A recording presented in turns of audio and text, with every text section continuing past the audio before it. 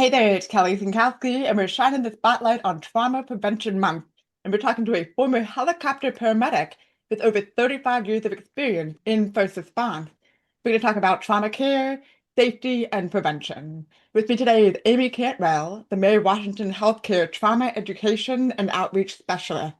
Amy, it's so nice to have you on today. How are you? Great. Thanks for having me.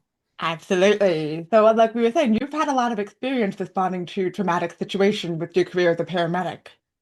I have, yes. Good. So now with your new job working at Mary Washington, we've got Trauma Prevention Month this month. What's the focus of it? The focus of Trauma Prevention Month is actually a nationally recognized month for anything dealing with preventing traumatic injuries. So, Mary Washington Hospital is the only trauma center in the Fredericksburg area. We're a level 2 trauma center. And so we see around 5,000 patients a year who have suffered some kind of significant trauma. So the goal of this month is to just bring an awareness to the community about initiatives that we have and things that they need to be thinking about to prevent traumatic injuries and keep from coming into the hospital as a patient. That makes sense. So, what are some of the biggest preventable causes of injuries or serious injuries that we tend to see in the hospital? So, the leading cause of preventable death in the adult population, and anywhere from kids to through adults, is motor vehicle accidents and bleeding. So, we do some work with the local high schools to do like a mock crash and bring an awareness to the new teenage drivers on how to be a safe driver and avoid distractions. That is not only for Hmm. teenagers but also for adults. But distractions are the leading cause of a lot of the motor vehicle accidents these days. So we want to bring an awareness to that and make sure that people are focused on the road and not on their phone, preventing distractions in that way. That makes sense because we know a lot of people are glued to their phones all day long and they forget to put them down in the car. And then also this area, Fredericksburg, the greater Stafford area, we have to drive to get places.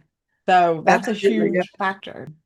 Yeah, and a lot of it's a good combination of back roads where people tend to go a little too fast, especially if they know the back roads better. You think you're kind of immune to any of the dangers because you know the roads, but back roads can be very dangerous. Most accidents happen within 5 miles of home. And a lot of that is just people thinking that they know and they can manage the roads better at faster speeds. And then we also have a lot of interstate in this area. So also leading to a lot of accidents in that regard.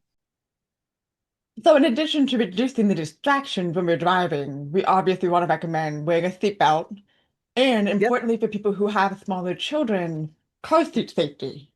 exactly. Yes. So car seat safety is one of the leading initiatives that we're doing at Mary Washington now.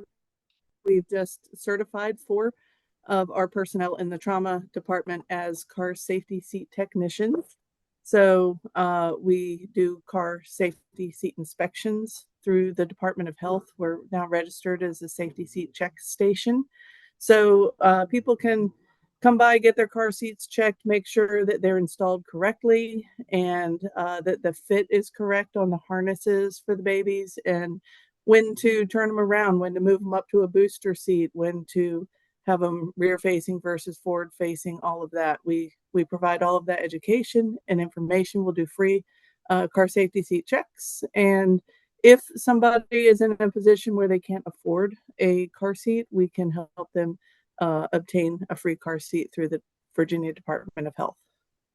That's incredible. And I think car seat safety, I've been in a car accident with car seats for my children. Having them correctly installed is everything. And I think people can get a little bit lazy sometimes about it's got to be tight, it's got to fit, it's got to be locked in place. Exactly. So that's Yes, a huge program to absolutely. offer. Yeah, we're very excited about that. Now, one of the other topics that comes up often with families is helmet. For kids who Yes. are roller skating, hoverboarding, there's e-bikes now, there's dirt bikes running around my Bicycles. neighborhood. Yeah, Talk to me about exactly. helmets, Amy. So we also offer free helmets to anyone who would need one. That's for not for motorcycles or anything that major, but bicycles, e-bikes, Right. um, skateboards, scooters, anything like that. We definitely want to make sure that every head is covered and that the helmet is worn correctly so that it would prevent any devastating head injuries because nobody ever expects to be in an accident. I've heard my kids Mm-hmm. say it many times. I'm just riding down the road. And I'm like, you're riding down the road with a helmet on because you never expect the accident to happen. And something can happen in a split second. Next thing you know, your head's clunking against a sidewalk and you can have a devastating brain injury from that. So we want to cover every head in the area. We offer free helmets. The only thing is that you have to come in to be measured for it so that we can make sure that it fits correctly. We have all different sizes, but we want to make sure that it fits correctly because if you're not wearing it correctly, then it's not going to do any good when you need it.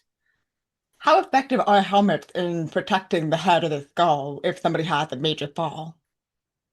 Oh, they're very, as long as they're being worn correctly and they're tight enough and everything, then they're um very effective. They have a nice, usually a styrofoam cushioning inside, and that takes the force of the strike it whenever they fall. And then speaking of falling, I think that's another common cause of traumatic injuries is people fall. Maybe you're tripping over Mhm. something, maybe you have mobility issues. How Mhm. can we reduce the risk of falling? So, in fact, at Mary Washington, 62% of the trauma that comes into the trauma center are elderly ground level falls. Just something as simple as tripping over a rug in your house, Yeah. having a higher incidence of significant injury based on other health issues or medications that you're taking, blood thinners, that type of thing. So we can see some very, very significant traumatic injuries just from a simple ground level fall at home. So one of the initiatives that I launched this year was a risk assessment kind of health fair type thing called Defying Gravity. That we go out and we meet with people at 55 and over communities, independent living communities. We're trying to really capture that elderly population. And we run them through 4 different risk assessments for balance, their medications, their vision, and their home safety checklist. So we'll go through those things with each person. If we find anything that could be an increased risk of falling, then we refer them to their primary care physician to follow up, potentially get a referral to physical therapy or Mhm. occupational therapy, a referral to the optometrist or ophthalmologist for vision enhancements, and kind of a review of their medications to see if there's any medications that are kind of interacting with each other or make sure that they're taking them correctly. And then finally the home visit, we go over a checklist for some common home safety things like rugs that are curling up on the edge can catch your toe. Yeah. um, Lighting is a big one. We do have some things that we give away if we find something, during that checklist review that is an immediate fix. And then we also offer home visits where we'll come out and help you kind of look around your house and see if there's anything that we can do to help make your home safer and prevent the fall in the first place.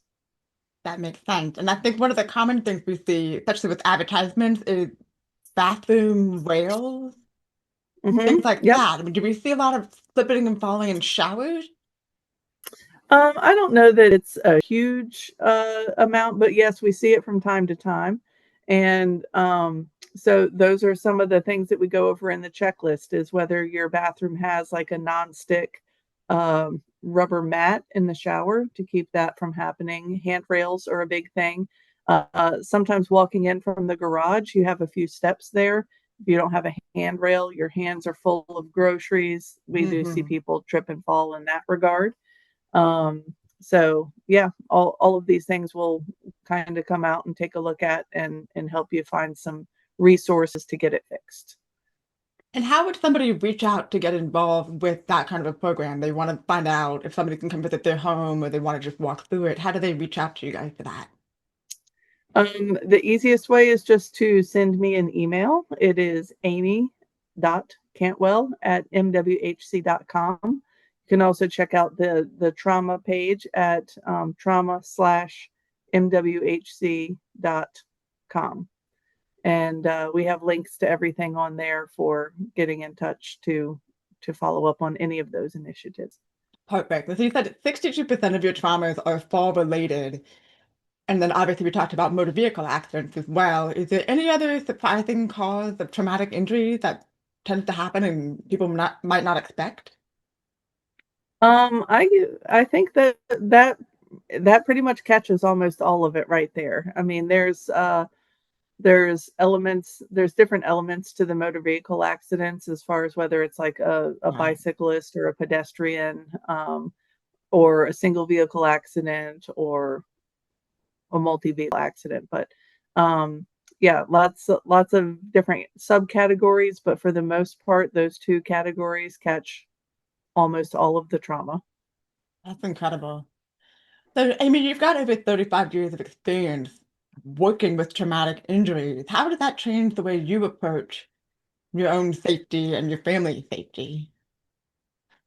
I'm probably more cautious than the average parent, and my kids know it. They have often sighed at me when I have required helmets Hmm. and had strict rules for the trampoline. I did, in fact, get a trampoline, which I said I would never do as a paramedic. But then once you have those kids looking at you and begging for something to do outside, then how can you deny that, right? But I have extra rules and everything for that. So Hmm. it just gives you a lot more perspective and insight as to the consequences of uh, of decisions, and so try to enforce a safe environment around all my kids and help them understand the the reason why I am as cautious as I am with things. Right. I imagine driving lessons with you as the mom in the passenger seat are a whole different level. I don't think I'm that hardcore, but I do have one successful driver so far and another on the way in the next year. So uh, I like to believe that they are safe and doing all the right things. Well, Amy, I appreciate you taking the time to talk to us about Trauma Prevention Month. Thank you for signing in and sharing your personal experiences and also all of the programs that you guys are doing at Mary Washington Healthcare. For Thank those of you you. watching, this is In the Spotlight with Kelly Sinkowski. Take care and have a great day. Thank you.